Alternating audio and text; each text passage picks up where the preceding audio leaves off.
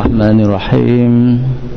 Assalamualaikum warahmatullahi wabarakatuh.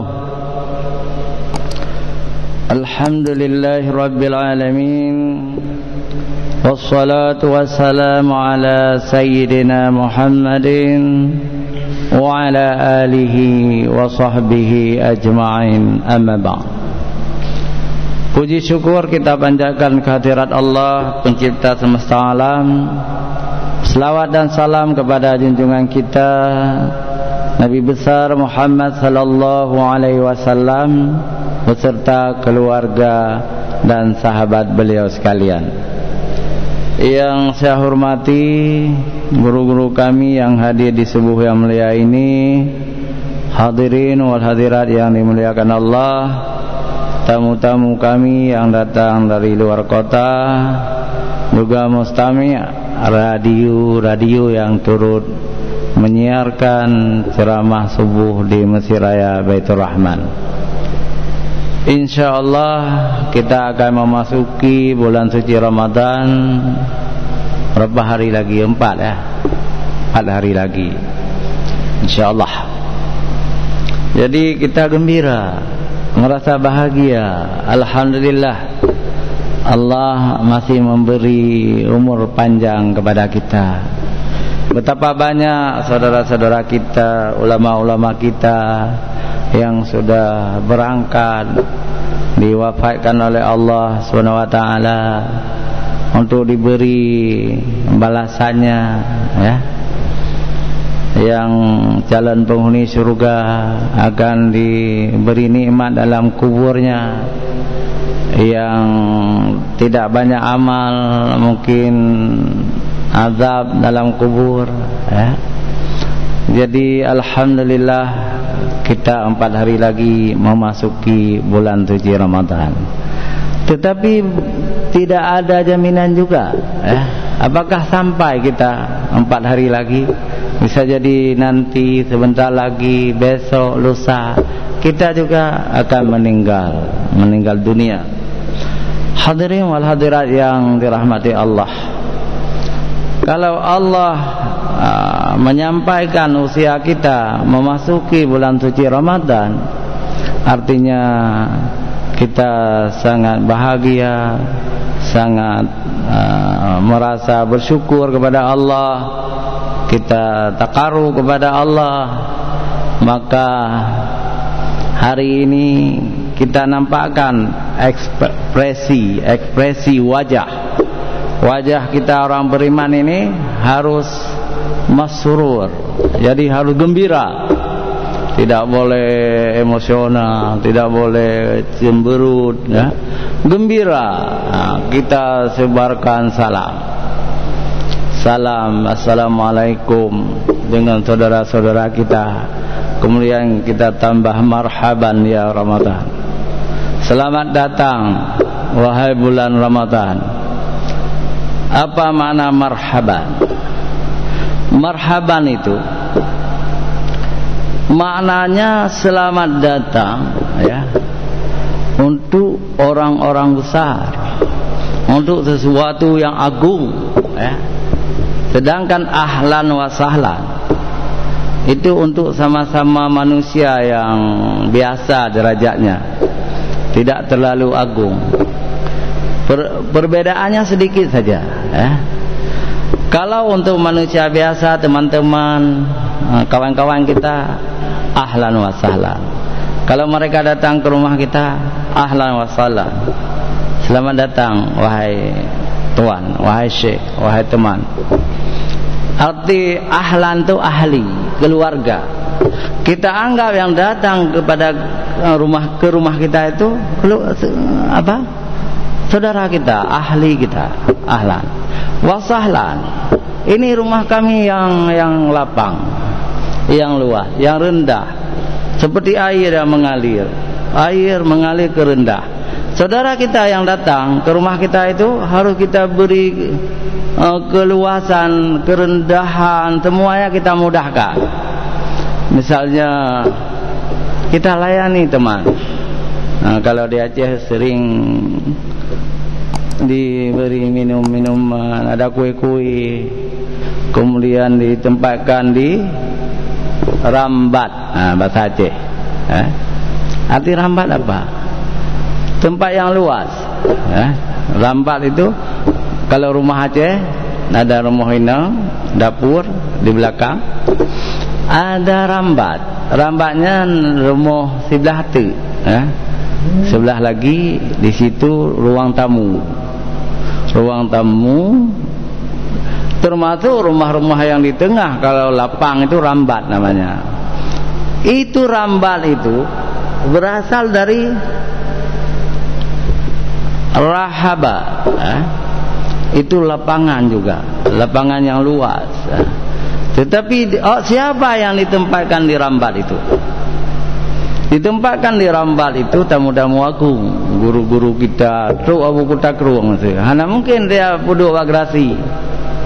Tapi di ruang tamu di rambat, truk gubernur, truk wali kota, truk ulama, orang-orang besar, tamu-tamu agung kita harus tempatkan, silakan ke rambat. Rupanya rambat jadi bahasa Aceh, berasal dari bahasa Arab, rahbah. Rahbah, dari rahbah menjadi bahasa Aceh rambat, tempat mulia. Rahbah itu berasal dari marhaban dari marhaban. Maka untuk orang-orang besar itu ucapannya marhaban. True presiden katanya, nyen ahlan wa sahlan dak ke marhaban. Kenapa? Presiden mungkin akan menyumbang sama kita 10 juta. Enggak apa-apa, marhaban. Rasulullah ketika sampai di Madinah tidak disebut dengan ahlan wa sahlan, marhaban ya Rasulullah. Tapi Rasulullah tidak membawa apa-apa dalam bentuk materi. Rasulullah membawa yang tak terhingga nilainya adalah cahaya keimanan, ilmu. Rasulullah menanam aqidah kepada umat, menanam fikih, akhlakul karimah. Maka ucapannya marhaban ya Rasulullah, marhaban ya Rasulullah. Tapi kalau kawan-kawan kita yang datang, misalnya saya datang ke rumah saudara-saudara saya di sini, jangan sebut marhaban Ustaz Amir, jangan. Tapi ahlan wa sahlan. Hadirin wal hadirat yang dirahmati Allah. Jadi artinya sama. Ahlan wa sahlan, selamat datang. Marhaban juga artinya selamat datang. Nah, kenapa untuk bulan Ramadan marhaban bukan ahlan wa sahlan? Hadirin wal hadirat yang dirahmati Allah. Ramadan itu adalah bulan yang paling mulia, yang paling kaya, luar biasa kayanya, yang paling agung. Coba, adakah orang lain yang bisa datang berusaha supaya kita ini diampuni dosa oleh Allah SWT? Guru kita tidak mampu, syekh kita tidak mampu. Tetapi marhaban mampu, Ramadan mampu membersihkan dosa-dosa kita. Tadi orang kaya dia datang, Ramadan ini orang kaya, kemuliaannya luar biasa. Disebut oleh Allah dalam Al-Quran, Syahrul Ramadan alladzi unzila fihi al-Quran. yakni bulan Ramadan wajib puasa, bulan yang di dalamnya diturunkan Al-Quran. Jadi Syahrul Quran, bulan Ramadan ini. Makanya siapapun yang mengamalkan Al-Quran akan diberi surga oleh Allah. Jadi kelebihan-kelebihannya sangat banyak. Maka disebut dengan marhaban ya Ramadan, bukan ahlan wa sahlan. Hadirin yang dirahmati Allah Subhanahu wa taala. Quraisy Shihab dalam tafsir Al-Misbah menyebutkan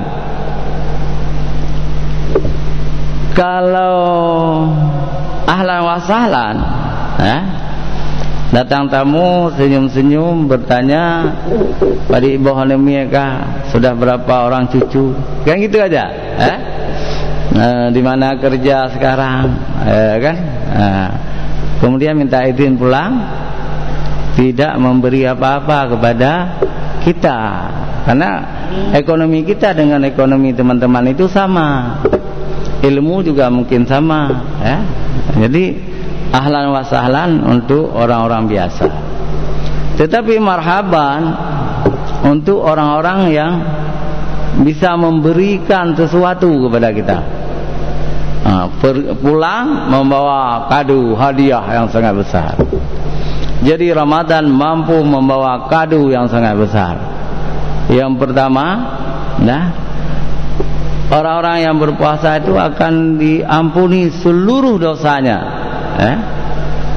karena dalam puasa itu kita banyak beribadah, banyak bersedekah, pahalanya berlipat ganda, diampuni dosa-dosa kita, kita masuk surga. Maka disebut orang kaya. Marhaban, Ramadan ini orang kaya betul, yang pemurah lagi, pemurah, memberi kepada kita gratis, ya.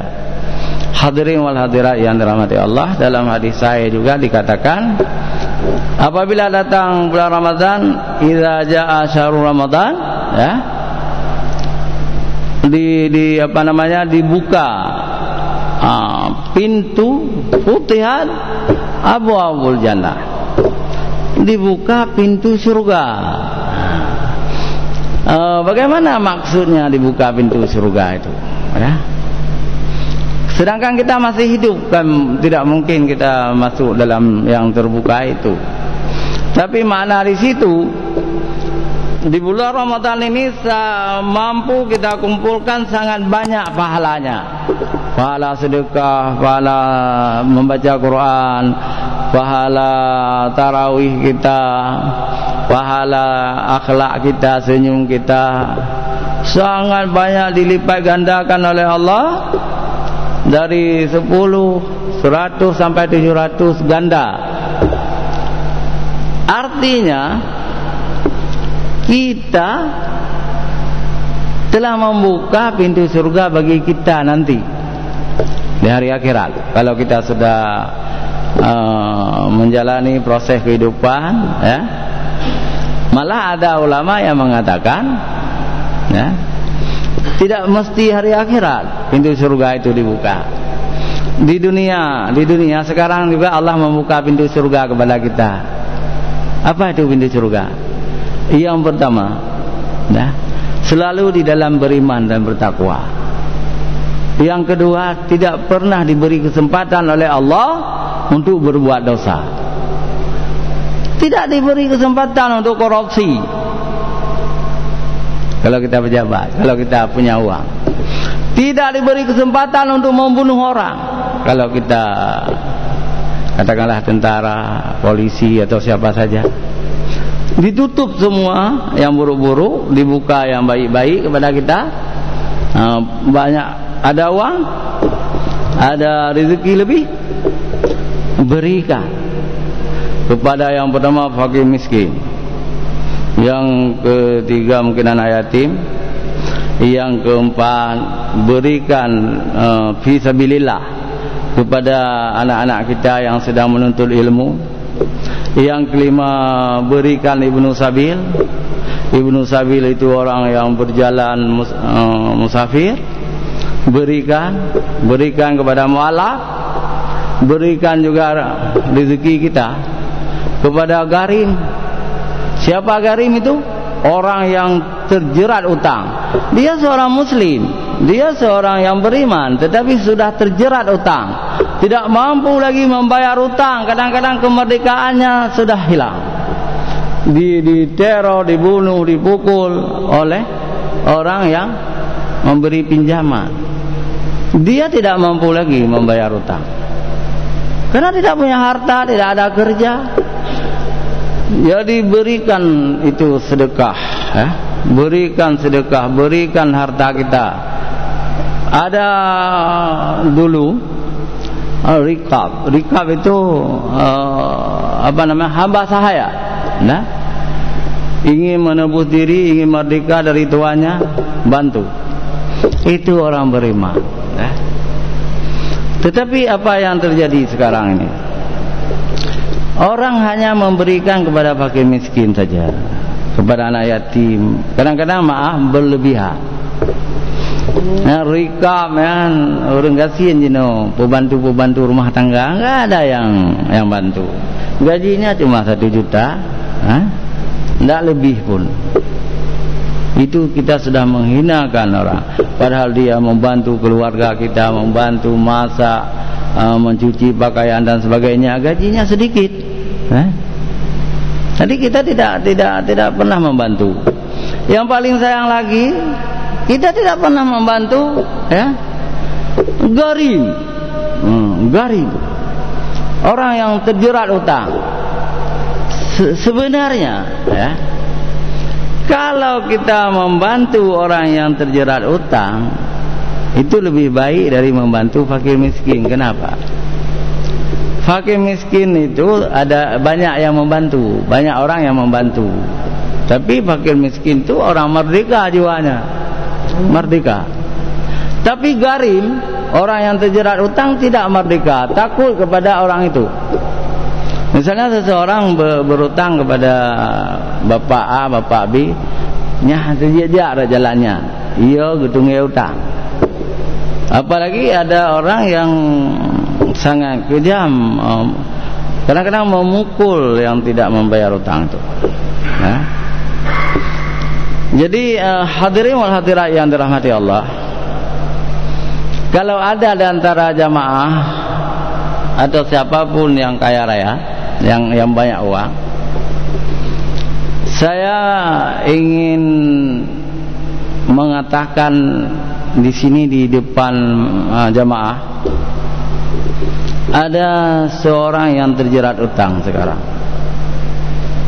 Ini cucu ulama besar, cucu Tunku Haji Abdullah Ujung Rimba, ketua MPU pertama, MUI pertama. Terjerat utang beliau itu 10 juta. Alhamdulillah Nasir Jamil membantu 1 juta. Faridnya Umar 2 juta. Saya 1 juta. Sudah saya bantu. Tapi masih ada, belum terbayar sekitar 6 juta lagi ya. Kalau ada yang membantu, siap perkenalkan nanti cucu Abdullah Ujung Rimba itu. Beliau bangkrut sebagai penjual ikan. Agen penjual ikan, akhirnya bangkrut. Jadi terjerat utang sekarang. Itu gharim. Itu perintah Allah dalam Al-Quran untuk kita bantu. Tetapi memang teman sekarang susah. Semua orang terjerat utang. Semua orang-orang kaya juga berutang. Ambil kredit di bank. Itu tidak boleh kita bantu. Karena dia punya mobil besar, punya rumah besar, utangnya banyak, enggak perlu dibantu. Tapi yang harus kita bantu seperti kasus cucu Abdullah Ujung Rimba ini.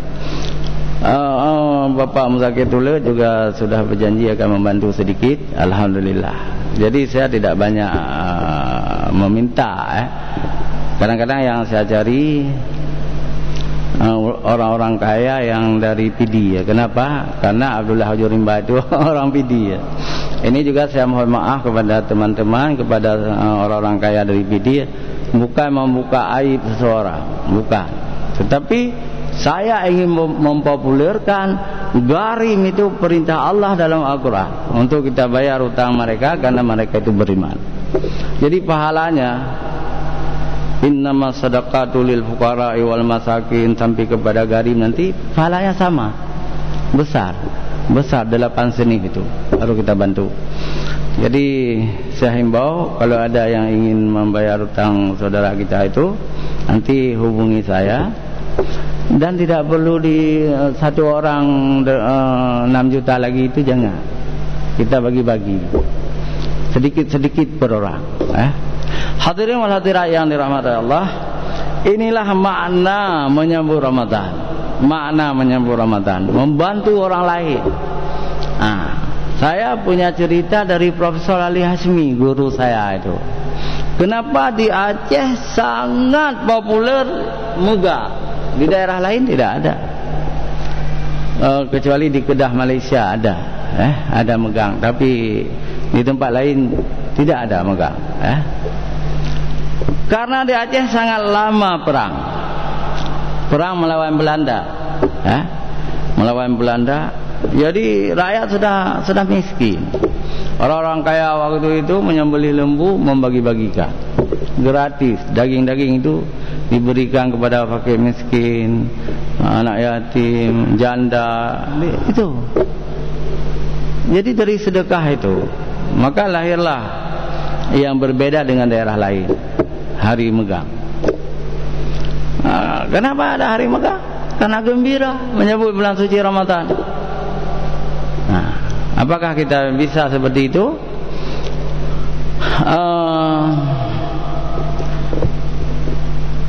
Saya bukan mencari nama supaya hebat, tidak.